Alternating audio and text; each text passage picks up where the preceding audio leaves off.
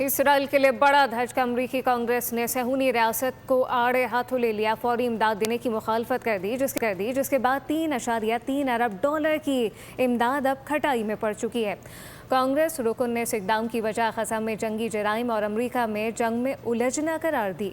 Israel अमरीकी इमदाद का अहल नहीं, कांग्रेस ने सेहूनी रियासत को फौजी इमदाद देने की मुखालफत कर दी। एतराज़ हुक्मरान जमात के रुकन की जानिब से लगाया गया। रिपब्लिकन रुकन थॉमस मैसी ने तरमीम पेश की कि इसराइल की $3.3 अरब की अस्करी इमदाद बंद की जाए। डेमोक्रेट रुकन ग्रेग कासर ने ऐलान किया कि इस तरमीम के हक में वोट दूंगा। अमरीका मजीद असलहे का खर्च नहीं उठाएगा। अमरीकी टैक्स दहिंदगान को मजीद हथियारों की माली मामलात नहीं करनी चाहिए। ये तरमीम सिर्फ फौजी इमदाद तक महदूद नहीं, महकमा खारजा के बजट में इसराइल के तमाम फंड्स खत्म करने की तजवीज़ भी शामिल है। थॉमस मैसी हालिया प्राइमरी इंतखाबात में ट्रंप के हिमायत याफ्ता उम्मीदवार एड यालीन से शिकस्त खा चुके हैं। कहा जा रहा है कि मैसी को हराने के लिए इसराइल नवाज हल्कों ने $32 मिलियन खर्च किए थे।